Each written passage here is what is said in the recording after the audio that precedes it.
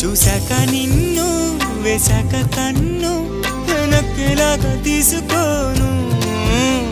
ఏం చెప్పుకోను ఎడు తప్పుకోను